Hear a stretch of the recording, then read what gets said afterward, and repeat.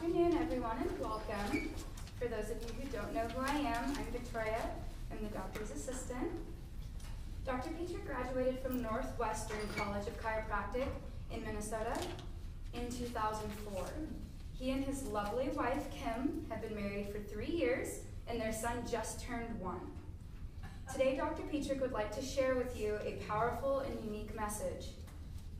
The purpose of his message today is to help all of you get more out of your health care. At a time when our nation's healthcare system is confusing, he promises to bring clarity and simplicity. So without further ado, please help me in welcoming Dr. Petrick. Thank you very much. Can you guys hear me okay, just like this? Yeah. All right. Well, I've literally done hundreds of lectures similar to this. Usually when I talk, I'm talking about a spine, and I got my plastic models and things with me. And I'll usually even do it with a PowerPoint.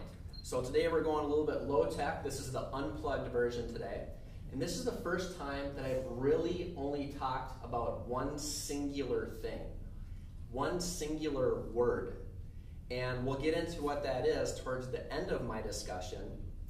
But what I want to do right now is a little group activity. There's not going to be a whole lot of group participation, group activities here today. But everyone has to participate in this one, otherwise it won't work for anybody. Okay? So everybody's had their lunch and everything, everyone's got energy and everyone can see just fine? Okay, perfect. Now, what I'm going to do is I'm going to take this away. Can everybody read this from where they are seated, by the way? No. Raise your hand if you cannot see it. A little bit light, huh? Okay. Well, we have a majority. We got about 90% that can see it. So those of you that can't, I apologize. Those of you that can, what I'd like us to do is read through this phrase one time loudly enough so that you can hear your own voices. Okay, so we're going to read it all together out loud. Finished files are the result of years of many experience of many years of experts. That didn't sound very good. Maybe I misspelled a couple of words. We got to take a look at this.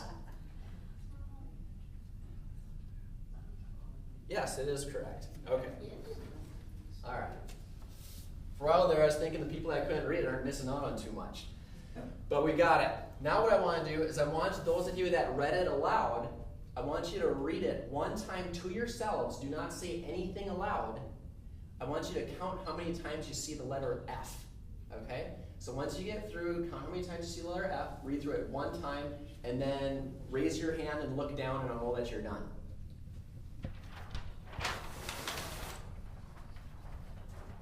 Counting the letter F's.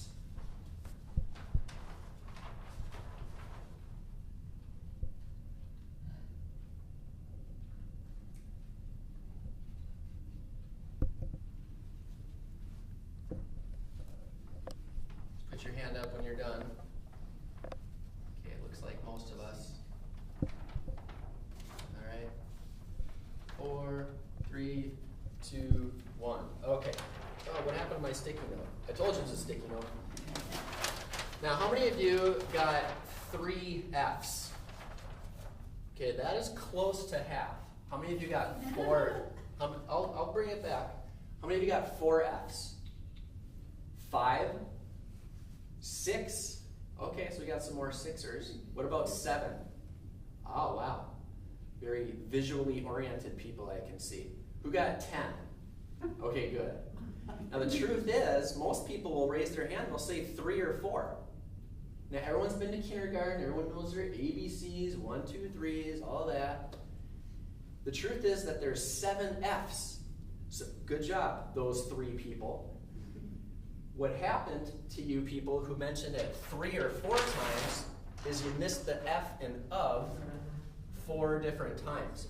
Because the auditory, your ears, overrode the visual because you read it aloud the first time. The other thing is the people that got all of the F's, they're very possibly visually oriented, they're very kind of hands-on or visual types of learners, or else they've already received this email before and they just weren't telling them. Okay. Victoria, can you do me a favor and check to see if there's a cloth or something that I could erase this and not get it all over my hands? Thank you. Okay, So why do we do an activity like this?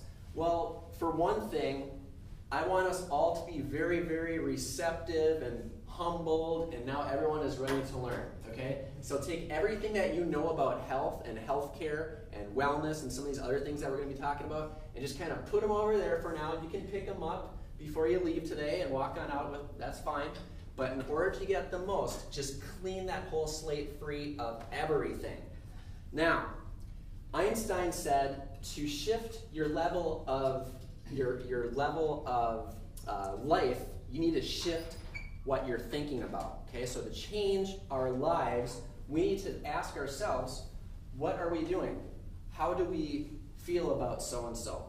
What are our paradigms? Okay? Many of us here have been married for a while, or you have relationships, you've known people for a long time, and you know, thank you, that over time, you need to speak to your friends and your family members with a certain amount of courtesy. You don't talk to maybe your spouse like you might your friend. You might not talk to your aunt or your nephew or your grandchildren the same way that you might to your friend. Does that make sense? How many of you ever think about the way that you talk to yourself?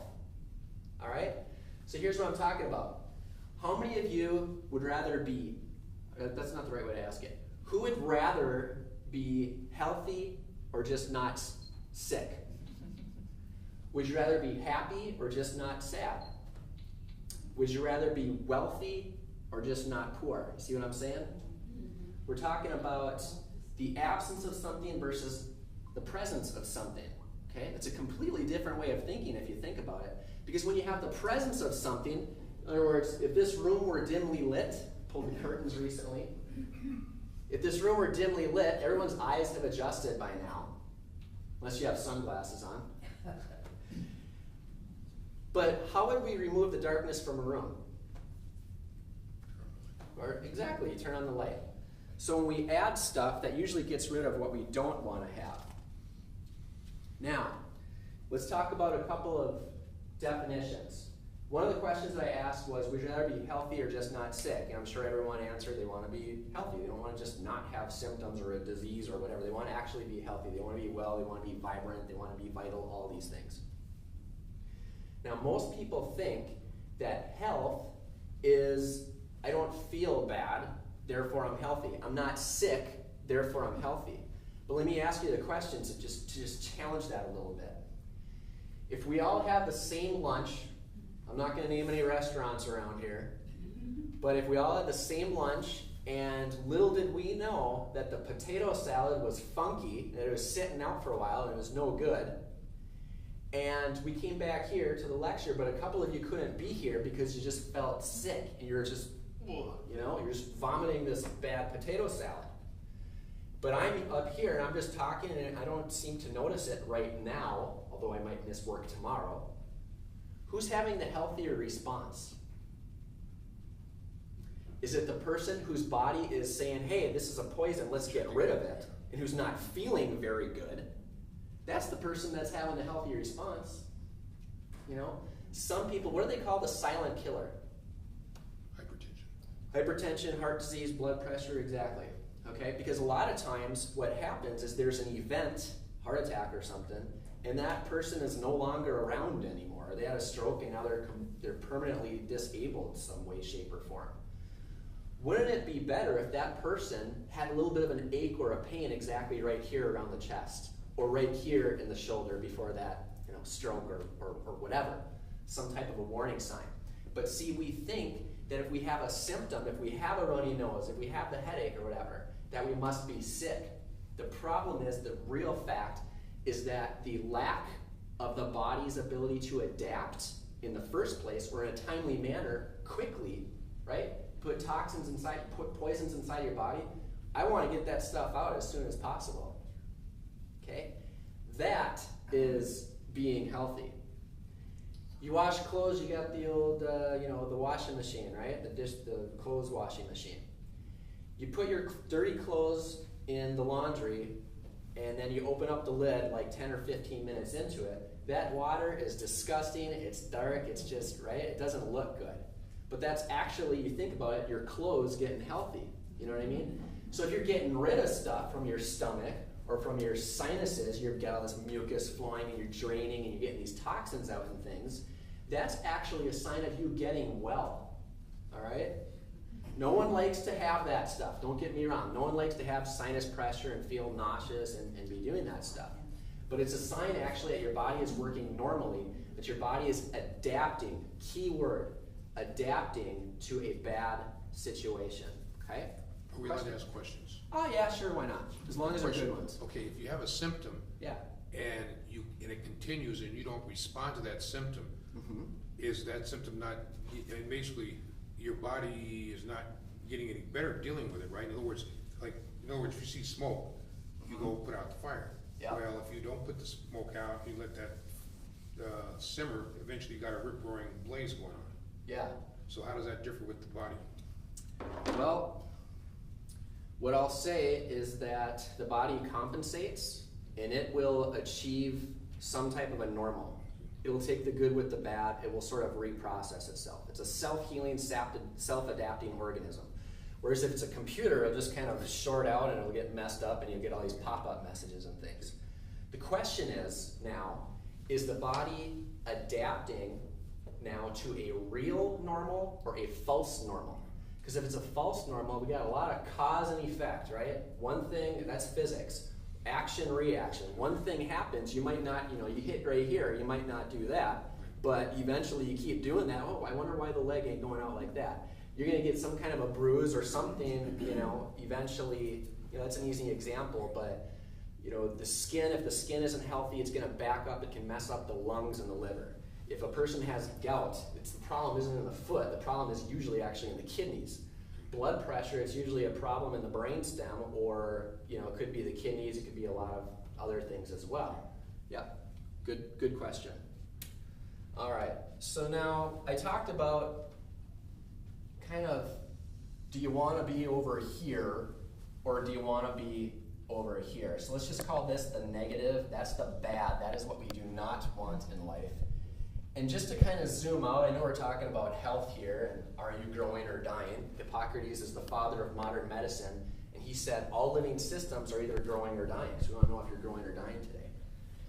All right, but let's just kind of zoom out here, and let's talk about life in general. Fill in the blanks here for me. Gee, if I could just decrease my weight, that's a good one.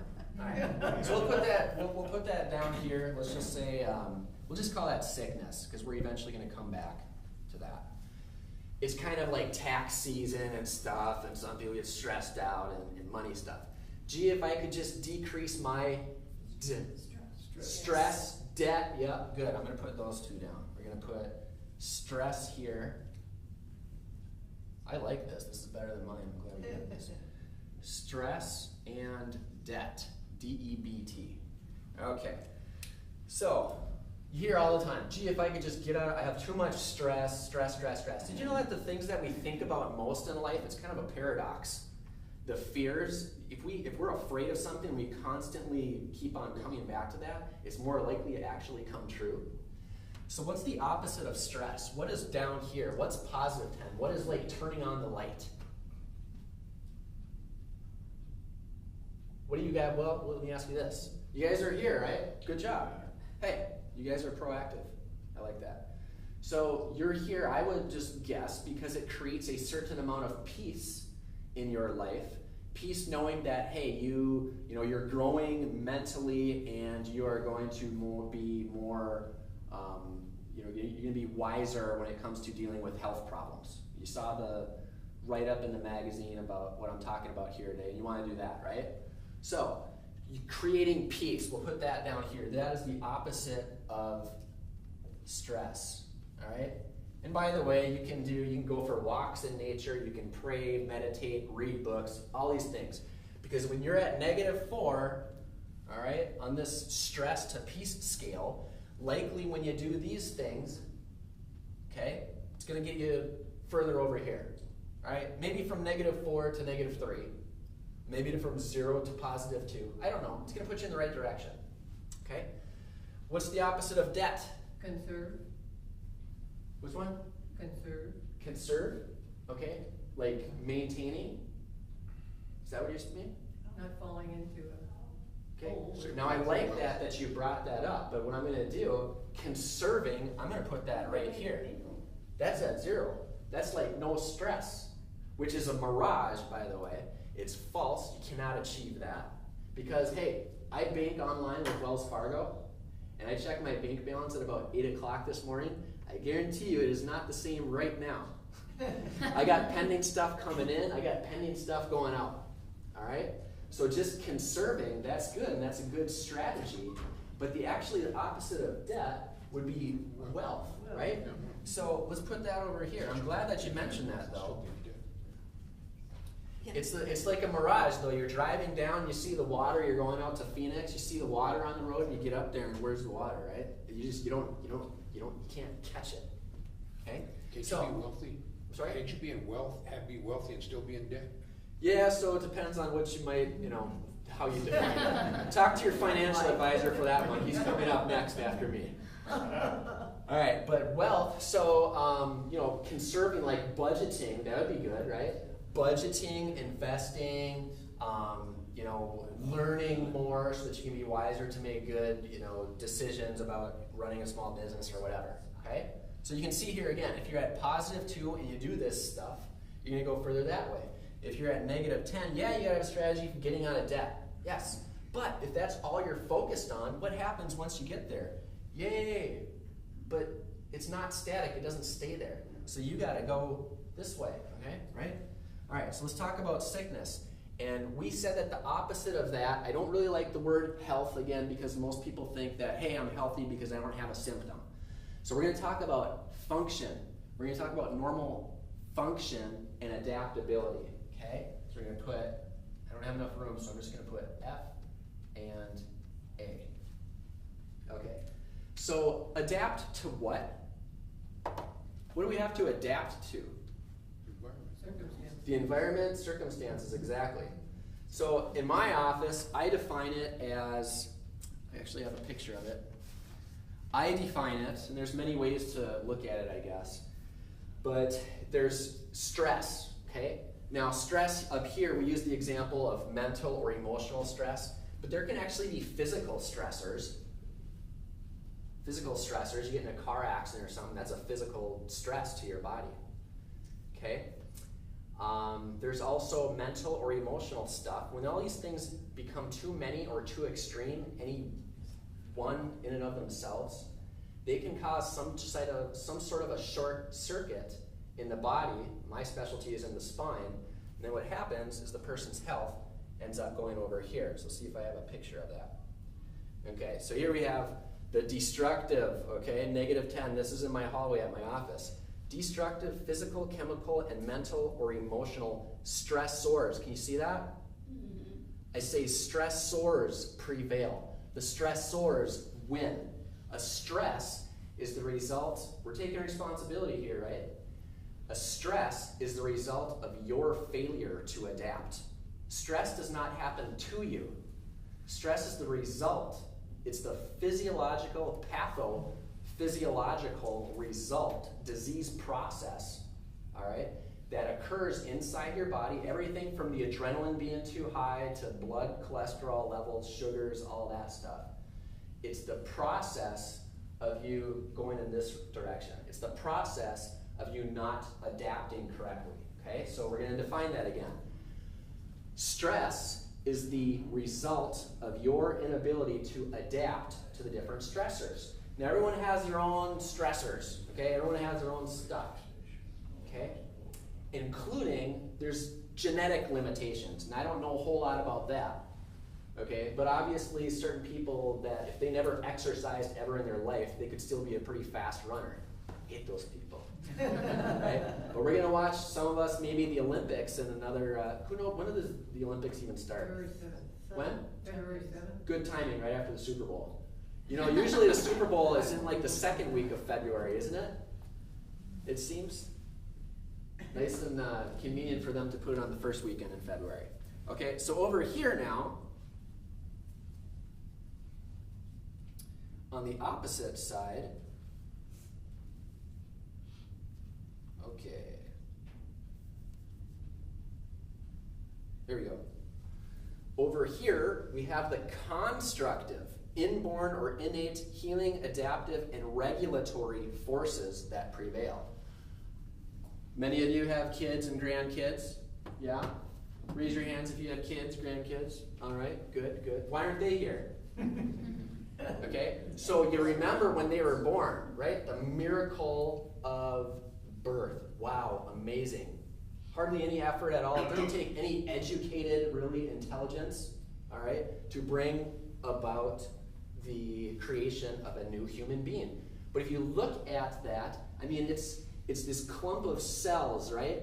And at about, I don't know, it's in the second week, they kind of begin to differentiate, and you get this central sort of a streak of cells, and that becomes the brain and the spinal cord, and then how intelligent is it of our designer to enclose the brain and the spinal cord with actual bones. Can you imagine any of your kids or grandkids being born without a skull?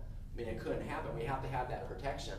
So the brain and the spinal cord are the only organ or organ system. Basically, they're one organ. You know, the brain and the spinal cord, they're connected. It's not just like this is separate from that.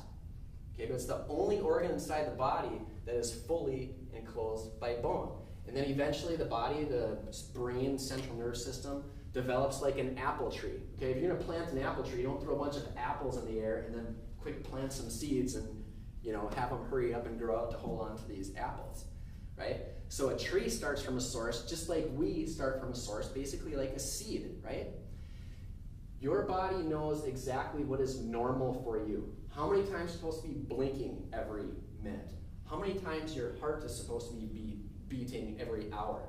Did you know that if you live to be, I think, about 75 years old, your heart can pump enough blood to fill 37 Olympic-sized swimming pools? That's pretty amazing, all right? So it's very easy to not be in sort of awe, okay, or excited about the stuff that's going on inside of our bodies all the time. Kids are amazing. You hang out with a kid, everything is new, and you know, why? And once our boy starts talking a little bit more, I gotta answer all his questions, okay? But they're just fascinated because everything is new and fresh to them. We need to just really, really take the time to appreciate the fact that our bodies are so amazing. You know, there's 1 million germs right now between you and me. It's a miracle that I don't catch these germs and I just keel over and, you know, drop dead, you know? Why? Because we take for granted, is another big word, our resilience, right? Our ability to, did somebody say that back there already? You don't think about it. Yeah, you wouldn't think about it, all right? So you gotta find your own way of appreciating it somehow, okay? Hopefully we're making an impact here. So we gotta be resilient to the stuff that would cause us to go over here, all right? So let's bring it back to what we're talking about with the definition of adapt. It's adapting to the physical, chemical, mental, emotional stressors that we encounter each day. Okay? And we don't even have to think about that stuff. Our body is just, it's on the mission. It is on track. It is on point. It's on target. Okay. Now, how are we doing on time? Do we have a... Over. There's a clock right there. Do we have a certain... After an hour, say at 2:30, we can take a 10-minute break and then Oh. come back. 10-minute break at 2:30. Well, I'll be done at 2:30. Oh, okay. That's okay. All right. So now I got a little story here. Once upon a time, I guess it was coming up on 2 years ago, I was curious of what the actual definition of wellness was. Okay? You hear wellness all the time. Kaiser Permanente is on wellness, right? Thrive. There's wellness pillows. I am a chiropractor. I talk about wellness.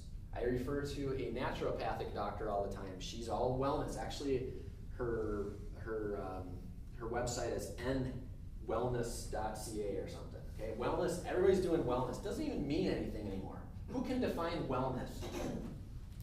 No one's raising their hand. We hear of it all the time, right? So I looked up. She was on the computer, so I couldn't. You know, I tried getting her off, but she just, you know. So I had to look up in this old college Webster edition dictionary. It's from like the 70s. It was at the grandparents' house. It was a spell checker for Scrabble. I don't know why we had this thing hanging around, so I dusted it off. And I'm looking up wellness, and wellness was not even a word in 1971 or whenever this dictionary was from. Okay? And now it's so vague, it's so common that no one even knows what, we need a new word. Do we not need a new word? We need a new word. Okay? So what I'm proposing is wellness is the creation of health. Wellness is, most people think, let me just say this, most people think that, oh, I'm going to take my calcium so that I don't become osteoporotic. Or I'm going to exercise so that I'm not overweight. Okay, I'm going to do these things so that I don't get that. Okay? Now, I don't mean to rip on medicine or anything, but that's a medicinal approach. See what I mean? You're trying to treat the disease. You're saying, okay, I hope I stay here and I hope I don't go this way by taking it with that approach. But if you're saying, hey, I want to have my calcium so that I have optimal bone health so that I can be walking and doing stuff with my friends as I get older and have enough energy to play with my grandkids, that's the paradigm of going over here. See what I'm saying? That's the paradigm of turning on the lights. All right? So we're saying that wellness is actually going and moving and going in this direction. Okay? Again, Hippocrates said, are you growing or dying? We want to make sure that we are growing. Okay? Now the other word here that I've mentioned a couple of times is resilience. All right? And we said that resilience is your ability to not succumb to the things that would have their way and break you down over here. All right? So the dictionary, I think, defines resilience as the ability to come back to a normal shape after being bent, stretched, or compressed. And by the way, in my office, all the time, I'll measure bilateral weight. I'll see a person's bent over here. Their head's kind of stretching back towards vertical to compensate. But now, over time, like a soda can, as you add a spiraling type of force into it, it breaks down more and more and more like that. It kind of compresses. You see that? So our resilience is our ability to come back to a normal position. I don't know, and maybe you guys don't even know. You have a better idea than I do, certainly, and you even have a better idea probably than your own doctor that you see, okay? Where you are on this scale right exactly now. The wonderful thing about this that you're going to take away from today, this concept, all right, this game changer, this new word that I'm about to unveil, and I'm so excited, first time ever, is that you're going to realize whenever you think of this word, hey, I'm right here right now, but I can be here by this afternoon. Or I'm here right now and I made some bad decisions in my life, but I can roll out on this new program, exercise, whatever, hire the accountability, get a buddy to do it with me, and I can be confident that I will be at least a positive 2 within another year or so. All right, now here is the word. Can I get a drum roll?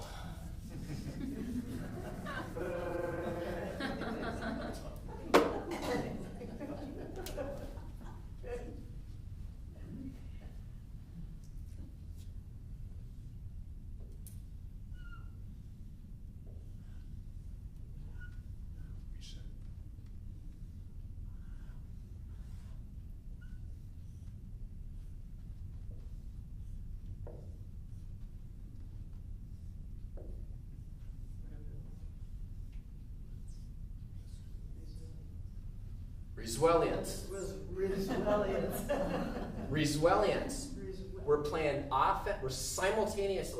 We're playing offense and defense at the same time. We are doing something specific, even small, cross-training, right? Cross-training is like you're working on your balance and you're doing all these different things. You're doing as much as you can in an organized way to get the biggest result. Let me show you exactly what it looks like in my office. I told you I was excited about this. In fact, I have put this, I've personally painted this on my wall in 3 walls in my office. Here's with the cake spice background. Here's with the green background. And then here's me just like a half hour ago taking a picture on my laptop on the main hall there. Now, you see how The R has some little black blocks along it. All right, so that signifies, now remember, we're talking about this sort of arrowhead, right? The stop button on your VCR or DVD player is like a solid square, right? All right, so we want to build up our resistance. We want to dig in our heels to anything that would cause us to get dragged back and go in this direction. As we go back this way, our resilience goes up and up and up.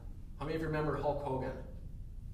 Man, I used to go to watch Hulk Hogan wrestle, and I was so excited. He'd be on his back, or he'd be getting the sleeper hold on him, and they'd bring his arm up like that. And of course, if you drop it 3 times, that means that he's asleep and he's, the fight is over with. He would go like that, and then like that, and then the ref would lift his hand, and they'd go like that, and then he would just start turning it around. So this big block down here is that. Okay, that's our resistance over there. Okay. Now you don't have to remember this word, but I want you to think of this whenever you're thinking about your health. And then down here with the E's and the L's, okay, we got our arrow going in this direction, from brown to maybe pea green to bright green. And why do we need to do this? Why do we need a revolution, literally, to think differently? Well, we need to do that because some words are being redefined in our English language, if you haven't noticed. Okay?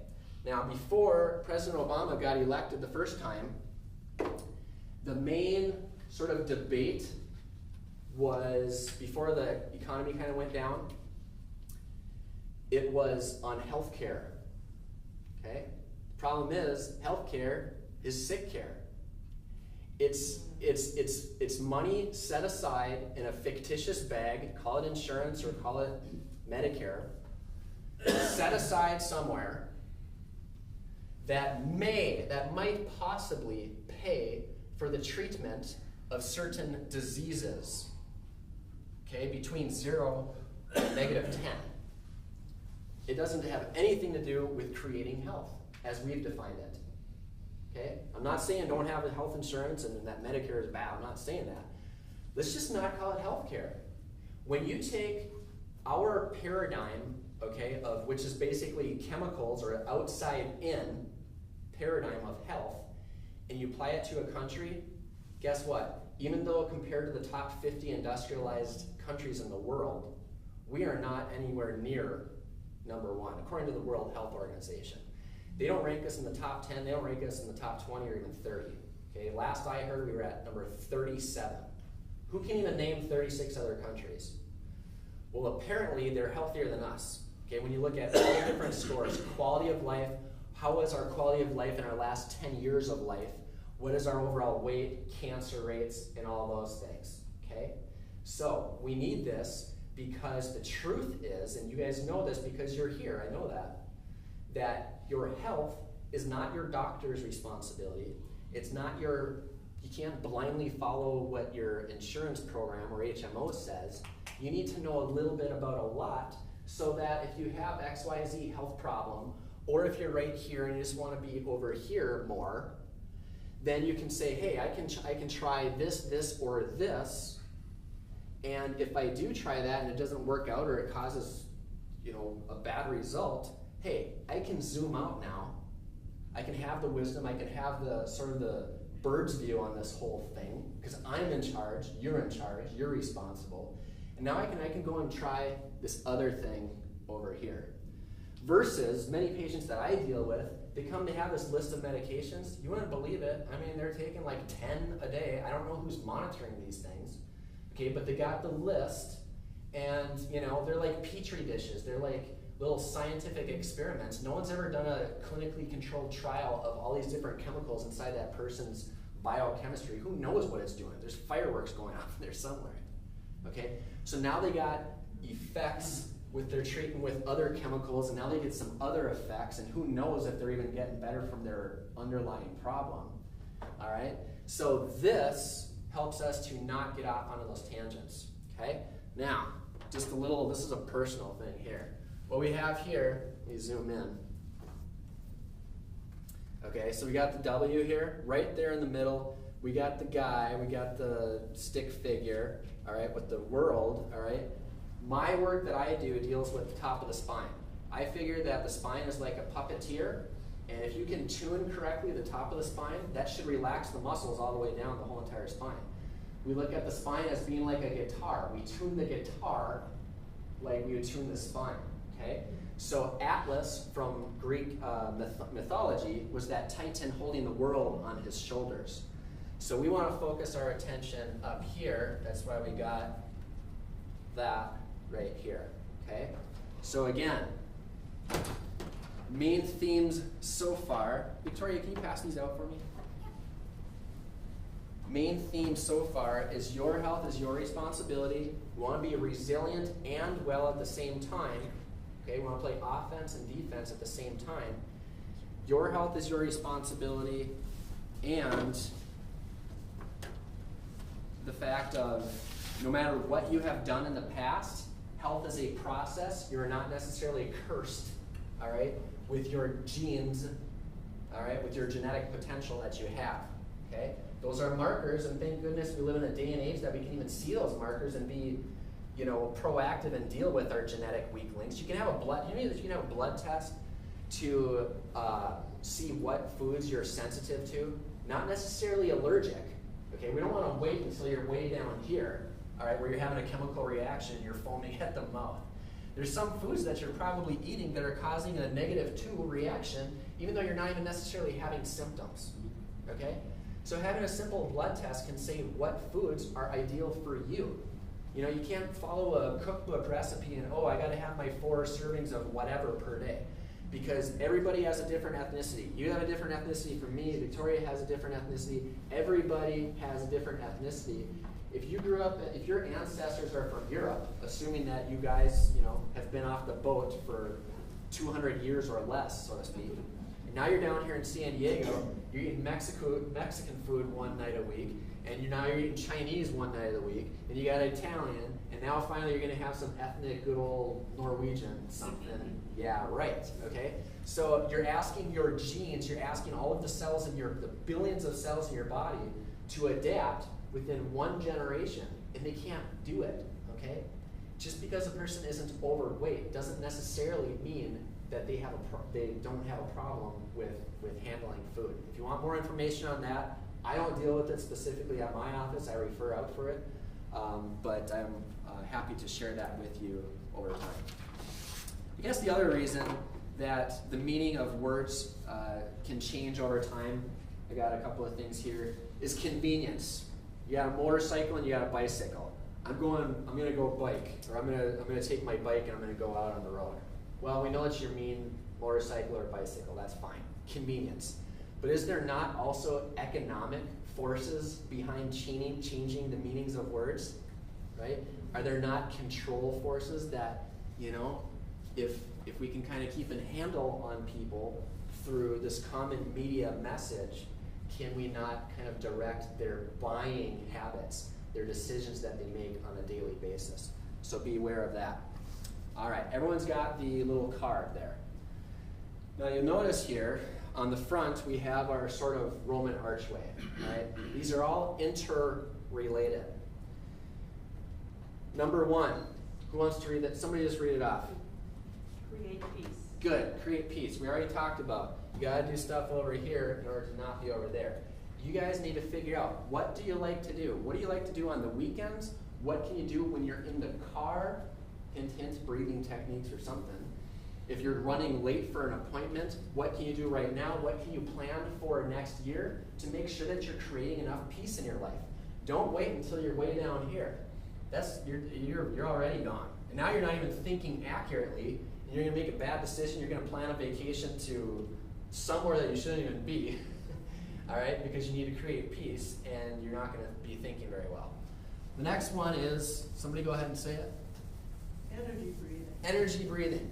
So most people in our culture anyway, tend to breathe through our chest. We're very, very shallow breathers, especially if a person happens to be in a lot of pain, okay?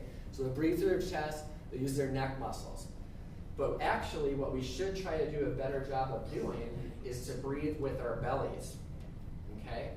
breathe with our diaphragm. And a good way to practice that is to just make a mental note of this, is like if I don't have much air in my lungs or my chest up here, and I put my hand maybe about an inch away from my belly button, and I breathe in through my nose, you can see how my hand goes in, and I hold it there until it's uncomfortable. And I do that 3 times in a row, 3 times a day, maybe set a little alarm on your cell phone. You're gonna notice an increase in your energy, I guarantee it, within a few days. Why? Because your body will be using oxygen better. Okay? That's the #1 piece of fuel that your cells need. They need oxygen. And if you ain't breathing correctly, because in our culture, we want to show off our chest, men and women, that's just kind of part of it. I used to walk around high school, kind of want to show off, right? A little bit like that. So it's a cultural thing, but we need to think extra hard about hitting the clear button on the calculator, all right? And hey, breathe normal once in a while, okay? So again, 3 times in a day, 3 times in a row, breathing just like that. And do that while you're standing or sitting at the edge of a hard chair like that. You can't do it while you're in a lazy boy. You cannot do it, all right? Next one we got there is vital waters. Okay, so what's that? Kind of a weird word. Well, vital waters, there's 2 parts. Vital meaning vitamins, like fruits and vegetables. So we got to get that. Our bodies cannot make those things on their own, generally. And of course, organic is better. A tomato right now, compared to a tomato pre-World War I, has about 1/8 of the lycopene, for example, or cancer-fighting agent, as it did back then. Okay? Why is that? Because our ground is messed up. We don't have good minerals in our ground anymore. Okay? Because it's more profitable to raise the animal or the vegetable quickly so you can put it in a bottle, because the FDA does not regulate the vitamin industry. They can do a couple of tests. I can make my own vitamin in the garage, and I can test it on 2 people here. And then I could come out with a study and say, and if the 2 people say, hey, I feel great, I could say that 100% of the people that take XYZ vitamin are doing great within 2 days. Wow. Now, depending on the marketing budget, which a lot of these vitamin companies do, their research and development is more of their marketing program and how to position themselves to sell it. Okay? No one's really looking at these things because the government, the FDA, is not regulating our ground supply, our mineral supply, the nutritional content in our food. Yeah, they put the label on the food piece at Vaughn's or wherever, but number 4 here, high energy nutrition, if you want to be more alive than dead, then you want to eat foods that are more alive than dead. Depending on how you define food, which I would say a food is something that allows or facilitates a normal physiological function, whereas a poison inhibits or creates a bad chemical reaction inside the body. You might say that close to half of the foods, I shop at Vaughn's, I like Vaughn's, I get the extra gas miles over at Chevron from Vaughn's, but depending on how you define it, you might say that half the food from Vaughn's isn't even food. It's dead. It's more dead, let's just say that. It's more dead than alive. So again, if you want to be more alive than dead, you want to eat foods that are more alive than dead. Number 5 is dynamic movement and rest. So we said before that action and reaction.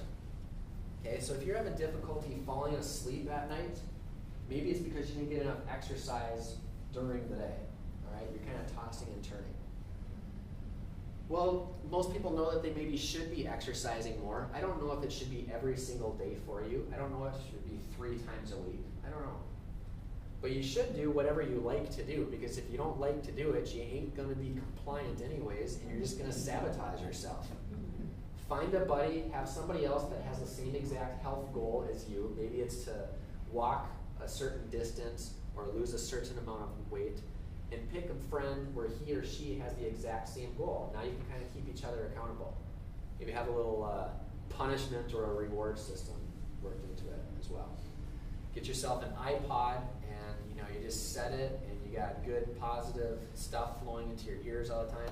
I work out at LA Fitness, and I'm on the exercise bike before I start pumping the steel, And I'm telling you what, half of the TVs up there are news stations, and we know that at least 75% of the news stories are negative. You know what I mean? So be careful when you are well-meaning and, hey, I'm going to go and exercise because I want to go in this direction. And now you're subliminally getting nailed with all this stuff from the media that wants you to believe, all right, that the sky is falling and that the condition of things is over here, right? I know that sounds kind of harsh, you know, but gosh, we got to think. I think it was Napoleon Hill who said, the problem with people today, and this was back in the 40s or 50s, is that people just, they don't think. They don't hit the pause button. We don't have time to talk to the elevator person about the ball game, pushing elevator buttons, because we're on our phone, or we're eating. We're on our phone. I just went to the airport. I had to go to Minneapolis. It's like below zero there now, I think. A couple of weekends ago. I'm in the cell phone. I'm in the restroom. They're lined up there. They're on their phones. You know what I mean? It's like they're just attached to their hand. It's like, and I wonder if it's just kind of a part of their body. Okay? So number 6 there, it kind of sounds like dynamic movement, but that is increasing your fitness. And I guess what I mean by that is building up your resilience so that whatever you do during the course of a day, whether it's, you know, lifting grandkids or washing dishes or whatever, fitness isn't necessarily looking like you are in shape. It's not necessarily looking like the person on the magazine cover, okay? Because sometimes, let's just face it, marathon runners aren't necessarily the healthiest people. They can do incredible things. We're gonna see some amazing things with these endurance speed skaters and stuff during the Olympics. Or bodybuilders, they're not necessarily very, very healthy people on the inside. They look good on the outside. But what we mean there by increased fitness is your own tasks. Are you fit for them? Okay? If you have mid-back pain while you're, you know, on your 4th dish leaning over the sink like that, it's a very, very common thing, then it'd be a very good and inexpensive, by the way, thing to go to the store, go to Target, and you probably get little 2.5 or 5 pound dumbbells, and now your favorite exercise is to just do this, you know, in this kind of position with your chin tucked back like this, and doing like that. You need that skill for lifting boxes, you need that for lifting babies, and even doing dishes. The key is keeping your chin tucked in like this, okay? Now, if you're doing a lot of yard work and things, well, you have a different set of physical stressors or stuff that you have to adapt to. So you need a specific training regimen, you know, geared for making you fit for that situation. Okay? So now the last one here is keeping your spine balanced. And of course, I'm a chiropractor, so I saved the best for last. All right? But I said keep your chin tucked back like this because me, as dealing with the top of the spine primarily, I know that if this area is out of balance, then it's going to affect everything else. Everyone knows that you're supposed to lift with your legs and keep your low back kind of straight, right? All right, but if I'm going to lift up, you know, this podium from way down here, and I'm looking over at you, you can see how I'm still knocking out that top domino up here, which can eventually have a compensating effect down here in my lower back. I wanted to protect my lower back, but I could eventually get lower back pain just by having my neck in the wrong position. Okay? So what I tell people is keep your chin tucked back like this. It's not a military posture, it's not back like that or anything. It's just keeping it tucked in like this. And I bet if I did a survey, if I lined up everybody that's here right now in a line, and I checked you, right? I checked your nails, right? Military, just kidding. Everyone's shirt's tucked in and everything. No, but if I checked your posture, I bet I would likely see that your earlobe is over the middle bony part of your shoulder and you don't even notice it. Okay? Biomechanically, you ain't, I'm gonna use that, adapting to gravity very well. Alright? If you got your head is like a bowling ball, it's like 10 pounds. How many of you go to the bowling alley, Poway Fun Bowl, and pick out a 10-pound ball and walk around with it out like this? Well, you can have pain right away. You want to drop it right away. You can get tired right away. If you have neck pain, if you have discomfort between your shoulder blades, you probably have forward head posture. You're probably walking around like this. Well, how did it get that way? You know, reading, texting, computering, accidents over time. Any small imbalance, say you had a whiplash type of injury or sports from 30 or 40 years ago, okay, which caused, you know, a quick whipping motion like this. Any type of imbalance not corrected over time, it's usually going to get worse, right? Unless we put some creative thought, do this, all right, and now build up our resilience so that we don't go back like that again. So I'm going to teach you right now how to improve your head to the rest of your spine posture. Here's how we do it. I'm going to use this wall. All right. Victoria, can I borrow you? Everybody give it up for Victoria. She's doing a great job. So here's what we're going to have Victoria do. We're going to have Victoria stand about 6 inches away from the wall. Her heels away from the wall. Perfect. And all right, good. Now, what I want you to do is to lean back with your hips and your shoulders and your head all touching. Good. Bring your head back just a little bit further. Good. She has a little ponytail back there, so it's kind of difficult. And now what we're going to do is we're going to take your hands right behind your hips like this, and then she's going to push off like that. She's going to push off a little bit. Just push off like that with your head still touching. Good. Yep. All right. Now, bring your arms down in front of you, under your belly button. Just relax like that. Good. All right. Bring your hips back out. Perfect. So now the only thing that's touching the wall is her head. Her shoulders are not touching the wall. Her hips are not touching the wall. Her heels, for consistency, are about 6 inches away from the wall. Now she's going to hold this position for a half hour, and she ain't going to move. Just kidding. Holding that position for about 5 minutes. As she walks away, in fact, she's probably already noticing a difference. Go ahead and walk away and keep that position. Now try this. Stick your chin out about 1 inch. Does that feel weird? Yeah. Feels kind of weird. So when you're a kid, you remember that? You push your arm up against a wall like this for a while, like really, really, really hard. And now you kind of relax it. It kind of wants to float up. Who knows what I'm talking about? One person. Come on. You never tried that before? No. Well, when you get home tonight, it's the best. You gotta try it. You're gonna tell everybody you know. Push your arm at maybe about an 80% effort, all right? Your wrist, actually. Thanks, Victoria, you can sit down. Take your wrist, okay? Because I want you to grasp this. I want you to appreciate this so that you can do that and know what the heck I mean. You're gonna take your arm, your wrist right here like this, and just push up. Don't lean against it with your body. Just push up like that for a good like 30 seconds at maybe an 80% effort. And then if you just totally relax and you kind of lift up, it just feels extra light. It just wants to whoop, float up like this. All right, so the translation here now is when you do that, when you have your head back in that position, okay, and some of you might not be able to get your head all the way back there, that's fine, just use a little pillow or something. But the point is, you want to have your earlobe lined up with your shoulder. Have your buddy look at you, and you know maybe you're at about a 5-degree incline.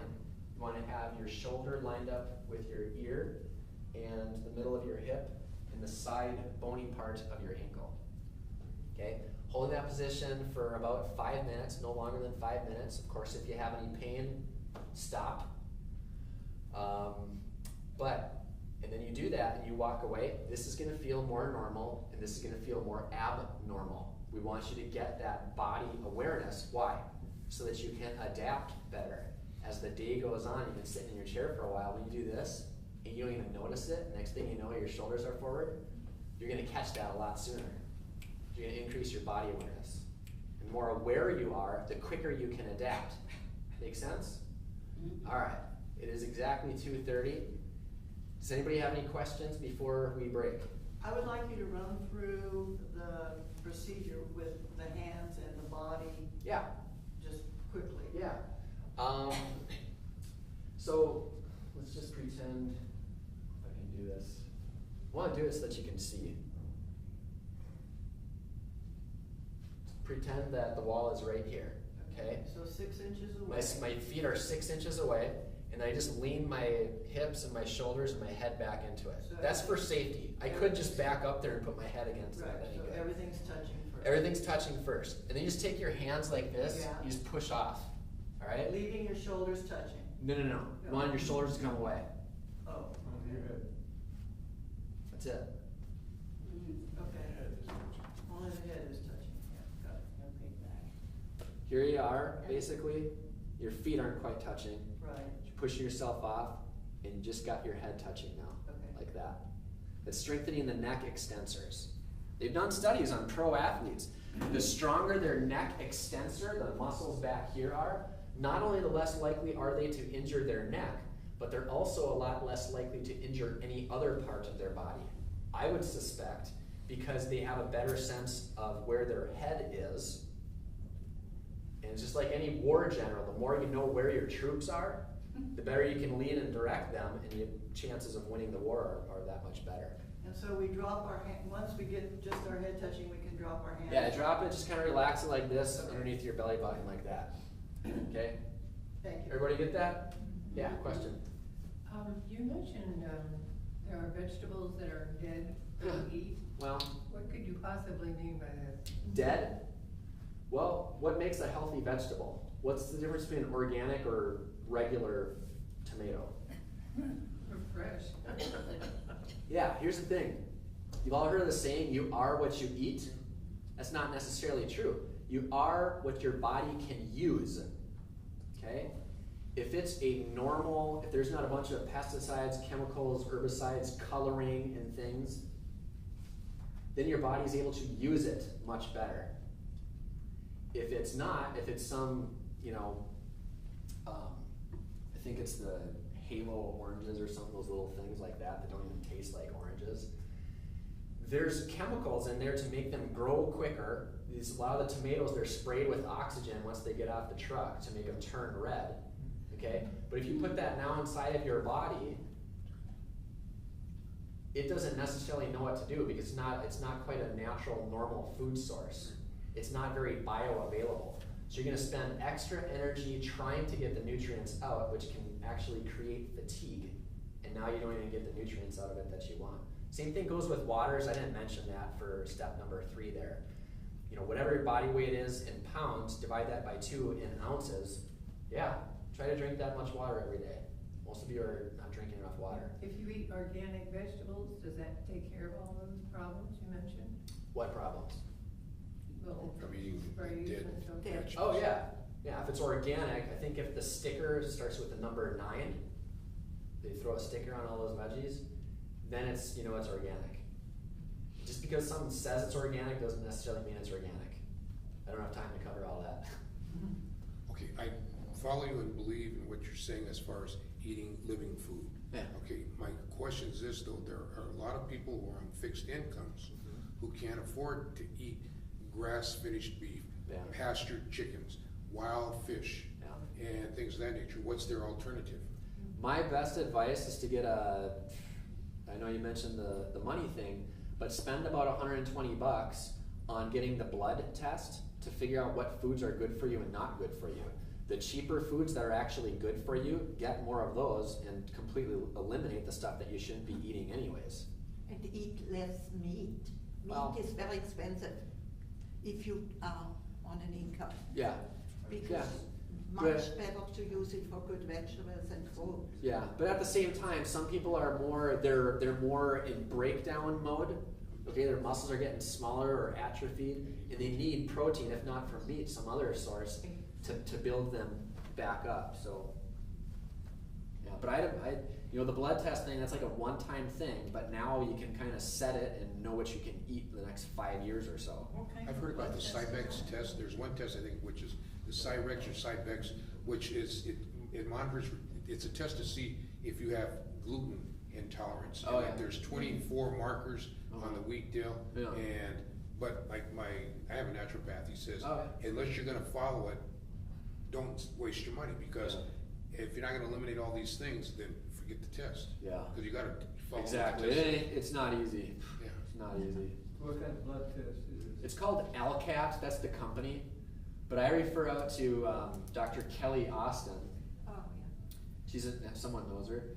She's a naturopath across the street from my office, and she can get you set up with that. You go to LabCorp, and they draw your blood, and she reads off the results to you and tells you what you should eat or not eat. What's that test again?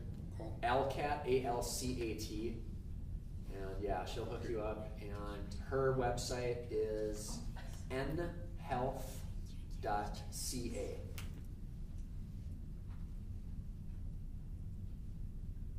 She's Canadian, so she talks even funnier than me. What else? All right.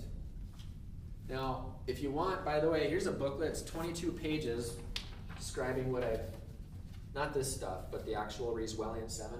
Now, put that in your wallet, by the way. You guys can name 7 players on the Chargers and on the Padres. How many of you know right away? 7 things that you should be doing every single day. Now you have no excuse. You're sitting at a red light, pull it out, read it, right? Okay, you're standing in line at the post office. Instead of complaining about how long the line is, take your thing out and memorize it. Rees-Wellian 7. But if you want more information on that, we got a 22-page booklet. I only have one here right now. I'm going to leave a little sign-up sheet if you want to have it emailed to you. I promise I will not spam you or send any unwanted email. Just go ahead and put your email address up here. Thank you for coming, and be Rees-Welliant. Thank you.